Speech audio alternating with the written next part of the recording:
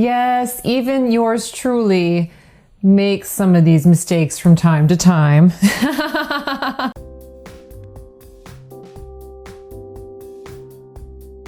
Hello friends, this is Andrea Schulman again, and in today's video we're going to talk about the top rookie mistakes that you are making with the law of attraction. Yes, you, me, any of us, we all make these mistakes from time to time, and so if there's something that you've been wanting to manifest, run through this list and see how you're doing. Now, if you're excited to watch today's video, please give it a thumbs up right now.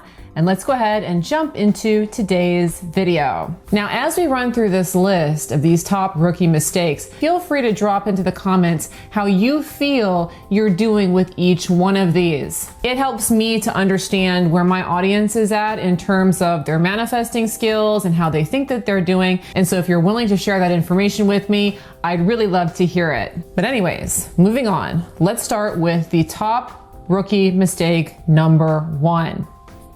This mistake is the looking for it mistake, looking for it. It is very important with the law of attraction that we project trust. Trust that it will come, trust that things are on their way. And so if we obsessively start looking for results, what we're doing is we're projecting that message of, I don't trust that this is going to come. And this is where that saying, a watched pot never boils. If you've ever heard that saying, the idea is that when you're looking for results, they just won't come. They will take forever. So if there's something that you've been wanting to materialize, wanting to manifest, make sure that you're not obsessively looking. If you're waiting for the sales to come in, don't sit there and check. If you're waiting for him to call or text, don't be picking up the phone and looking for that text or phone message. Now, this doesn't mean you can never check your phone or never check your email. No, not at all. But wait for the tug to do it. One of the things that I've always noticed is that when things materialize, I suddenly get inspired to check. I'm suddenly inspired to open up my email. I'm suddenly inspired to open up my text messages. It's not this premeditated checking. So if you suddenly feel like, okay, I feel like I'm supposed to look at this right now, it feels like the right thing to do, it feels inspired, then by all means, go ahead and do that. But if you're not feeling that tug, if instead you're feeling anxiety, stress, or worries, resist the temptation to look for results. Hey, if you are enjoying this video, please make sure to engage with my video on YouTube. I really do benefit from people who subscribe, like, and comment, and I sincerely appreciate if you do any of those things, or even better, all of them.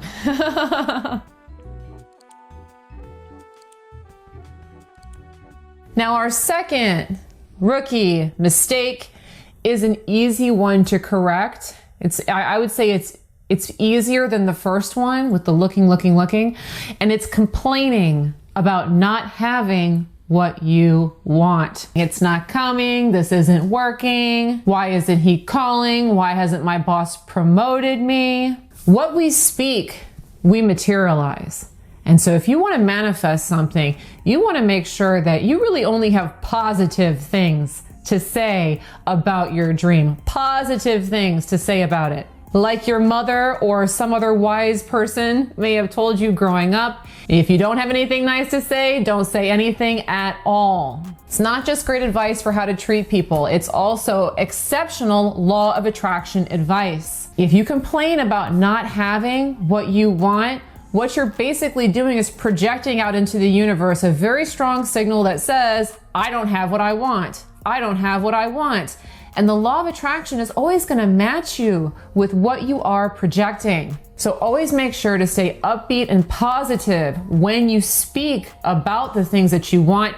And if you can't be positive, just go ahead and close your mouth, change the subject, and go focus on something that you can be positive about. All right, now the third top rookie mistake with manifesting is embracing stress as a way of life. Oh, my type A personalities. Yes, I'm talking to you guys, okay? My type A OCD perfectionist folk, I'm talking to you. And that's not to say that there aren't very good aspects of being a perfectionist type A personality, but very frequently they tend to embrace stress as a way of life. Your vibrational state, how you feel, is the gold standard with the law of attraction. So when you feel relaxed, free, uplifted, and inspired, you are going to magnetize to yourself all kinds of great stuff. The stuff you've been wanting and a whole slew of other things you weren't even thinking about. But when you make stress a default strategy in life, when you embrace this idea that I've got to work hard, I got to, put my nose to the grindstone, I got to help everybody before I help myself. Nobody can do it as well as I can. It's me against the world. I got to do things myself. When you embrace that kind of a mentality, you put yourself at a huge disadvantage with manifesting your desires. Because at the end of the day, walking through life in that state makes you feel stressed, makes you feel anxious, makes you feel worried, puts you in a lower vibrational state where you become a match and a magnet to all things stressful. Of all of my top rookie mistakes here, this one is the most important, because once you resolve this one, you're really going to start letting in a lot more good stuff just on a regular day-to-day basis. Give yourself permission to relax. Give yourself some time for you. Invest in your serenity. Invest in your relaxation. Invest in your joy. Invest in your inspiration. You will find that that is a very simple correction that you can start to do that has a huge return on investment when it comes to your manifesting. Quick reminder, today Manifesting Mastery is closing. If you are waiting to sign up for that program, make sure to do it today because it is closing for 6 entire months.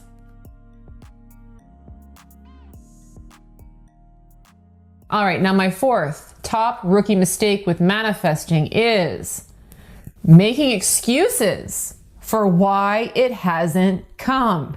This is one I don't often hear about, but it's one that I've noticed in myself and I've seen it in other people as well. It's a little bit different than complaining. Complaining is just kind of, griping that it's not there. This one is more about, making excuses for why it's not there, rationalizing why it's not there. And on the surface, this can seem kind of positive because it can kind of seem like you're not clinging, you're kind of, okay, well, it's okay, it didn't happen because of X, Y, Z. But when we make excuses for why things aren't materializing, what we're doing unconsciously is we're focusing on limitations that we believe in. So here's one I see a lot with content creators. So people that do kind of what I do, where they create videos or whatever the case is, and they may be on social media. A very common excuse that I will hear people making about why their channel is not growing, why they don't have any subscribers, is that the algorithm did it to me. Okay, so the algorithm's not working in my favor. In fact, that's one that I've made excuses for in the past myself. You can see this one in relationships a lot where, the reason he won't commit is because he has trust issues or because, his mom wasn't nice to him. And please notice that whatever we place our focus on, we're going to amplify. So if you believe the algorithm's getting in your way and you're talking about it and making excuses about it, the algorithm's only going to get in your way more. If you believe that the reason he won't commit is because of his background and you talk about it and you make excuses for it, that's going to become even more relevant as a reason to why he wouldn't commit. So be mindful about that. We don't want to be making excuses for why something hasn't manifested. Remember that we live in an infinite potential soup of possibilities. And so anything can come any which way. Whenever we make excuses, we're basically putting a block up saying that it can't come because of this arbitrary data right here. We don't ever want to be doing that. Now, two last little things here as reminders. Again, remember, please, Manifesting Mastery is closing today. If you wanted to sign up for this program, today's the last day to get it. It is my step-by-step manifesting program. And if you would like some more details on that program, make sure to look below in the description for a link. And then also, I have recently created a free PDF on how to manifest your ideal body, how to get into ideal physical condition. That is a free one. If you haven't picked that one up yet, also go ahead and look below in the description for a link. But aside from that, thanks so much for watching today's video on these top rookie manifesting mistakes. And of course, I look forward to bringing you another video soon. Bye-bye.